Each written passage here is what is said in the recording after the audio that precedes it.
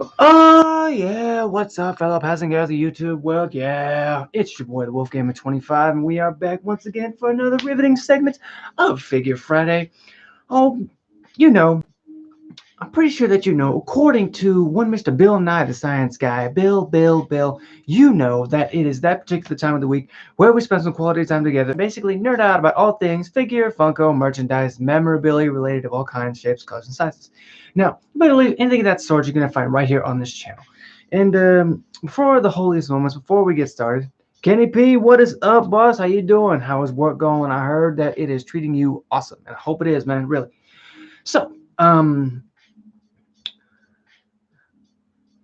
thank you. Yes. What was I saying? Yes, it is that time, folks. And first of all, I want to say thank you to everybody who has been continuously pushing me and telling me to keep going. Because as you guys know, I want you to know that I'm doing this for you guys, and all the support is greatly appreciated. I want you guys to know you're loved. I appreciate each and every single one of you from the bottom of my heart. But before the holiest moments, if you guys haven't already, please do your boy a favor and go grab something to eat, something to drink, something to snack on if you want to. No need to worry about me. I've already had my dinner and I just ate, and I believe I had a lot to drink. I mean, I had plenty of liquids and put it that way. Hopefully, the bathroom stays away. But yes, because I want you guys to feel as at ease as possible. So please go ahead and go help yourselves, and then I'll be here waiting because it's no rush, just no rush. Give me attention to some messages. Let me see here. Okay, cool. Now, and again, I do hope that you guys are keeping safe out there because I know things are getting pretty crazy. Not just because of the COVID, but I mean, I've seen like on the news a lot of like stupid people doing a whole lot of stupid crap, and I really hope that you guys are staying safe out there, like really. And also, for those of you guys who are experiencing this heat wave, I hope that you're staying cool, making sure you're drinking that water. Um, put it on. Don't be afraid to put on some sunscreen. It doesn't make you less of a person. It just means you're protecting yourself. There's nothing wrong with that. It's extra crazy out here. Oh yeah, trust and believe I know, Chelsea. Really, trust and believe I know. But and also, if you guys are like feeling like dizzy and all that sort of stuff, make sure you guys like just take a minute, get out of the sun, just sit down for a minute. Don't drink water too fast, because that'll make it even worse. Just sit down, take a deep breath, and relax in the cool just for a moment. And be sure to invest in like a cool towel that you can put around your neck. I mean, I have one that I use for work, and it saves my life, honestly. Oh yeah, I'm gonna stretch in before we get started. Oh, lovely, lovely, lovely. Whew. So, as you can see, we have hit the 3-minute marker, so we're going to go ahead and get started. I want to say once again, thank you guys for joining me this fine evening. And I hope that you're ready because tonight's episode is actually going to feature a lot of turning points, if I had to, be frank with it. And of course, it will be uh, featuring the world of comic book characters, iron suits, and magic. Yes, that of course means that we will be heading into the world of the MCU or the Marvel Cinematic Universe. For those of you guys who not really up to date with that sort of stuff, or if you just didn't know, just genuinely didn't know, we're going to be introducing 2 new figures that will be joining the pack tonight. The first one is a fierce baron of his country, and the other is a very crazy and dangerous trickster. So I invite you guys to sit back, relax, take a deep breath, kick your feet up, and relax because, as you know, it's just you, me, and the merchandise of tonight. So first up, I figured that we can go ahead and introduce the Baron that I was talking about, and he's also a Sokovian survivor who made his first appearance in the third Captain America movie. That, of course, was the Civil War movie, and I'm not gonna lie. To me, all these movies were just triumphs. Yes, with the coalition, between Chris Evans, the action scenes, all of that was just greatly put together, and to me, I mean, me being a big Marvel fan, stuff like that I take seriously, because I love it, really. But yes, as I said, he was looking for vengeance, but in the end, he made amends and he became the bigger person and he accepted what needed to be done, and that made him, sort of a hero in my book, because he made the coalition from um, seeking revenge to being the better person, and that's just really good. But I'm sure you guys are probably wondering, who is this Baron, this badass, and the Sokovian survivor that I'm speaking of? Well, why don't we give a big Wolfpack welcome to one Mr. Baron Helmut Zemo. That's right, folks. That's right. The man himself. The Mr. Purple Mask has made his debut, and of course, he comes with the backstory. So please settle in, because it is going to get very historic. But first, let me get him out of there.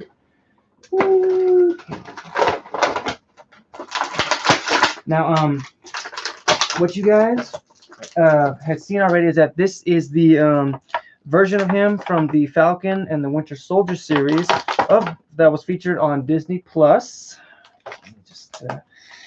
He comes with one weapon, or I'm sorry, let me run that back. He comes with 2 accessories, 2 interchangeable hands, and of course 1 interchangeable head.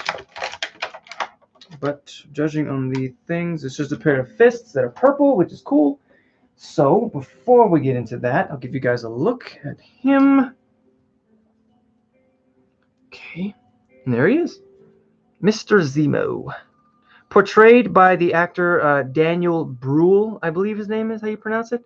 And as I said, his backstory, he was a former colonel and a Sokovian armed, he was a former colonel of the Sokovian armed forces, and of course the commander of what was called the EKO Scorpion Squad. And shortly after the battle in Sokovia between Ultron and the Avengers themselves, he became a sort of like criminal mastermind bent on well, I'm not gonna lie, he was pretty much hell-bent on getting revenge against the Avengers after losing his family in that battle. He lost his not his daughter, but his wife and his child. And see, the thing about him is that he always kept his phone with him. For those of you guys who have seen the Captain America movie that I was talking about, he kept his phone with him, and he would always be listening to the last voicemail that his wife left him before she died. And to me, I can sympathize with him, because he lost his family and he did what he thought was necessary. So in the end, his plan, even though he knew he wasn't really a match for the Avengers physically, he did have the brains necessary. So what his plan is to have them destroy each other, which of course is what lead to the events of Civil War. And with them battling each other, he was looking to sort of end it quickly, by taking his own life. But thanks to Black Panther, he was captured and, of course, incarcerated for a maximum of about, I don't know, I believe it was a life sentence or something like that. But he was only in prison for about 8 years. Now, the only reason that is because he was broken out by Bucky, or the Winter Soldier. And there's a reason for that. Because that took place after the events, and this was during the Falcon and Winter Soldier series, and he had gotten broken out because of Bucky, but that was only because the two of them had learned that the enemy that they were facing was under the Super Soldier Serum program, and that of course made them dangerous. And of course he agreed, and he wanted to track them down, in which he did. And thankfully, all the serum, kind of all the serum was destroyed. There was one that kind of got away from them, but that's better for another story, for a certain another person, which is on the list to be added to here. And you guys, I will definitely explain that to you when the time comes, when I can get him in my possession. But yes, he had agreed to do so and to help the team, and he intended to put an end to the super soldiers, both the physical ways, and of course to destroy the program just entirely, and for good.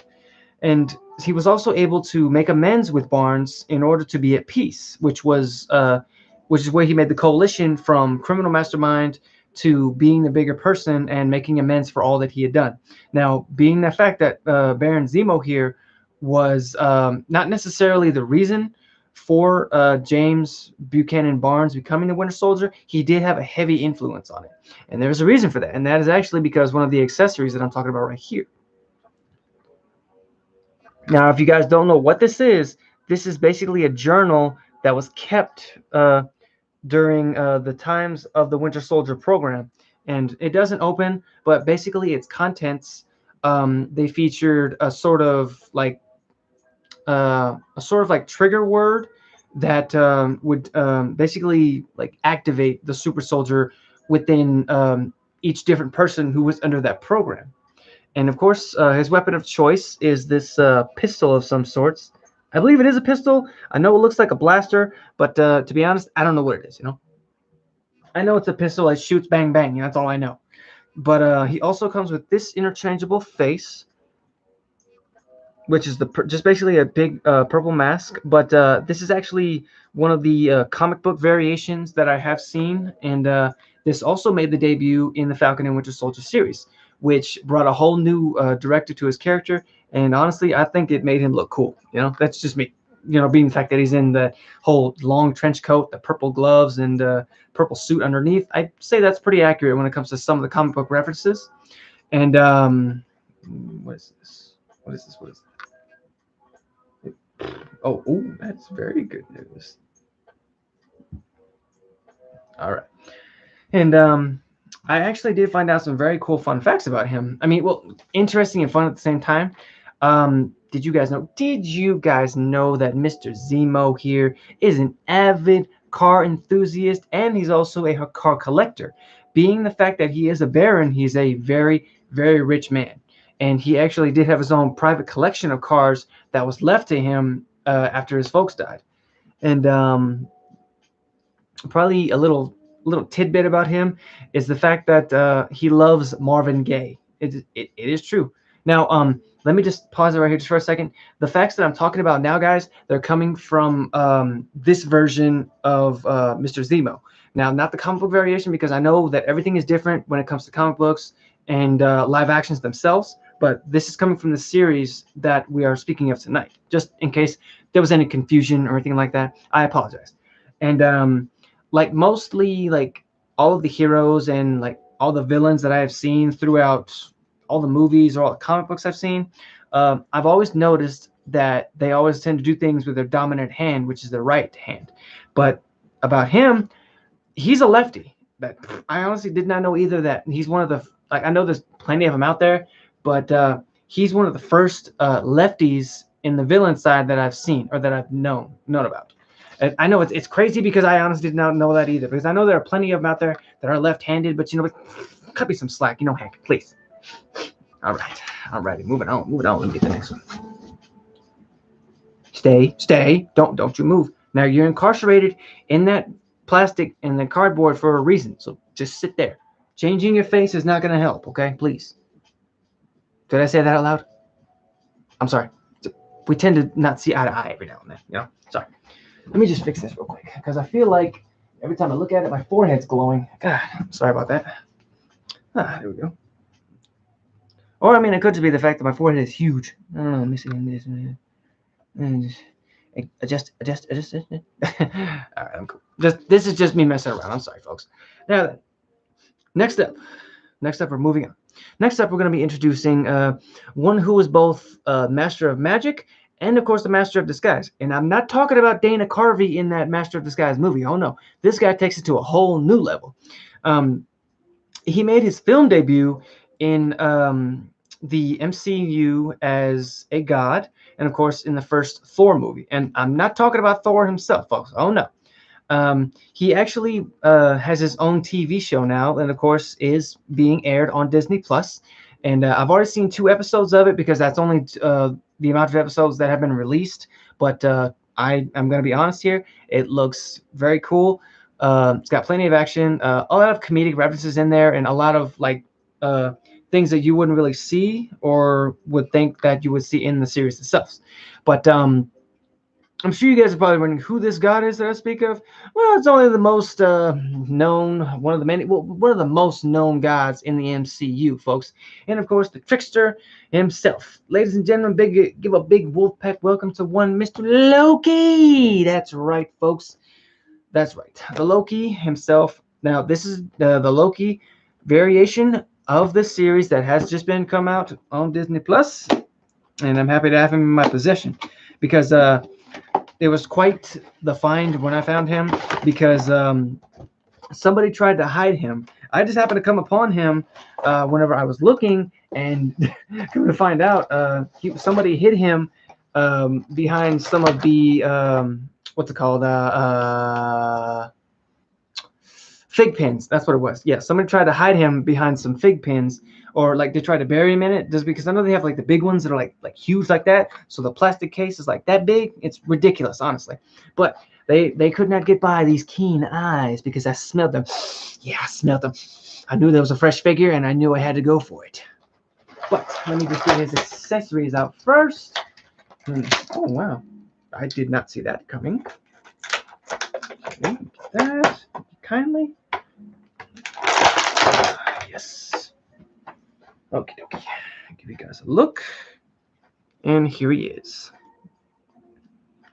Now, as I said, the God of Mischief has graced us with his presence tonight. And of course, as I said, this is the Disney Plus version, look, from the recently released series of 2021. Now, in this series, it takes place after the events of Endgame, during which, when Loki had stolen the Tesseract, I mean, it was sort of an accidental thing because the Avengers plan kind of had a little hiccup in it, and Loki got his hands on the Tesseract and disappeared into a portal that appeared behind him. Now, that's a small spoiler for those of you guys who don't know about that or haven't seen that movie. I apologize. Now, this one is going to kind of feature a little bit of spoilers, I apologize. I'm not really going to say anything about the episodes that have aired, but some of it might leak. So I do apologize for those who have not seen it. So, as I said, when doing so, when he took the Tesseract, it actually created an alternate time version of him, an alternate timeline as well.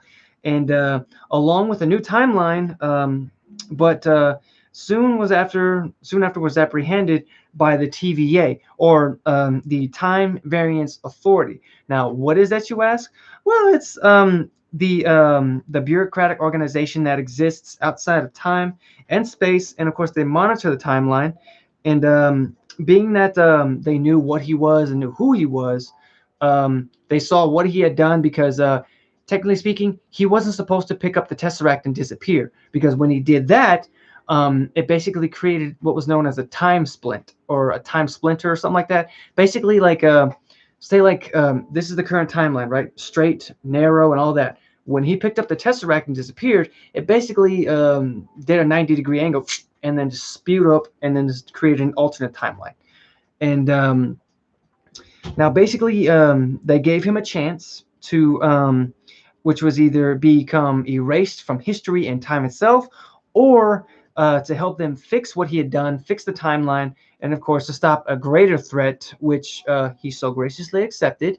And I'm not gonna lie, I had been wondering, like, because in the first episode we got a glimpse of who the villain was, and of course in the second episode it was revealed who it actually was. I'm not gonna say the names. I'm not gonna give away anything other than that. I'm gonna say you guys should watch it if you haven't already. It is a truly great show, and it's definitely a big up and coming show. Really, I like it. Really, I like it a lot.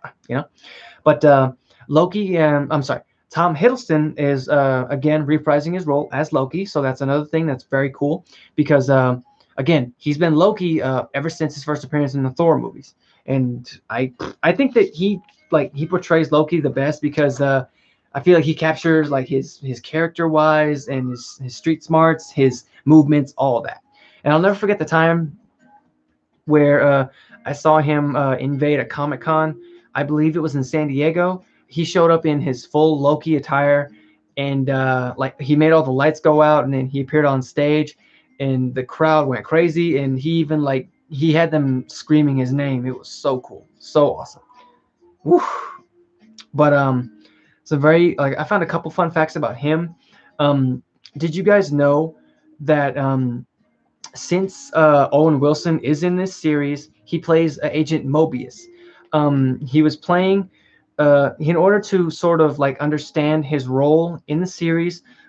Instead of reading up like through comic book series or any other ways, any means of information, he actually had Tom explain the entire Marvel Cinematic Universe to him. You know, they sat down and Tom went through it for, I don't know, like maybe a couple of hours, telling him what was what, who was who. And I'm surprised that Owen Wilson, he took it so well, because most folks find that overwhelming, the fact that he knows that much information. But me, I kind of have my suspicions, due to the fact that he's been doing it for a while now. And did you guys also know that the inspiration for the show itself actually came from other crime and thriller movies, like that movie Zodiac. Um, there was also the movie Seven. It's SE, the number seven, and then EN. I don't really know why they put that one, or why they spelled it that way. I don't know. And of course, they even included Silence of the Lambs. I can see why, because they want to give it a sort of like dark, more gritty, and just a crime thriller type of feels. And that's a good thing, because it's aspects like that that add to the sort of how can I put this, the more the more plot and synopsis of the show itself, so it gets you more enthralled and more like just intrigued. And this definitely intrigues me, honestly. But yes, he does come with a pair of accessories. Let me just go ahead and put those together. Now, I'm not really sure like why this one looks like this, but hey, I'm still gonna try. I'm still gonna see what's up, heck, because it's actually featuring a sort of cameo from. Oh wait, where is it? Where'd it go? Wait. Yeah, from the Falcon and Winter Soldier. So I'm just gonna see, like, how does this even hook in there? Like, really, this doesn't make any sense to me. It's not working. Wait, does it go here? I'm sure I'll figure it out, folks. I'm drawing a blank on something like this because I've never seen it before. I mean, heck. Okay, that goes in there. Duh. Okay, let me see here. Is it there? Oh wait, yeah, I see it. There we go. Ah, yes. Now, as you can see, this is actually the piece from the Falcon and Winter Soldier. As you can see, it's called the Red Wing. Then, of course, you guys know who that is. That's old Sam Wilson's buddy.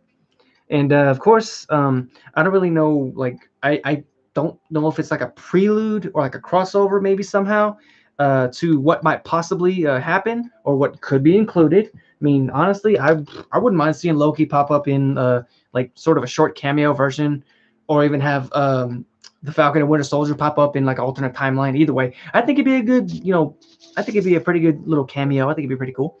But yeah, very cool. I'm loving the figures. But yeah, again, as you guys didn't know, he's not sporting his Loki look. He's sporting the suit and tie. And of course, what's different is that the back of it features the words variant. Now, basically what that means is sort of like, it's the way the freaking the TVA I recognize like the criminals from the good guys, basically. They're called time variants, or different versions of that person, which is why he's wearing it.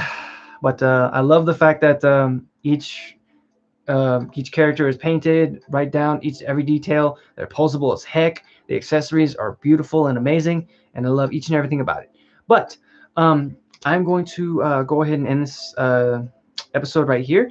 And if you like, feel free to hit the follow button. When it does appear here, feel free to sample either one of these videos as well. And I am working on another Mortal Kombat montage, and I do hope that you guys look forward to seeing that. And until next time, guys, stay safe, stay awesome, stay weird. I hope to see you guys in the next episode, because it is going to be quite evil. And until next time, guys, Kenny P, you be safe as well. I appreciate everybody who came out to see me tonight. You guys are awesome, and I love each and every single one of you. And again, follow button here, video here, and video here. And until next time, guys, stay safe, stay awesome, stay weird, stay yourselves, Be zen, huh? Peace.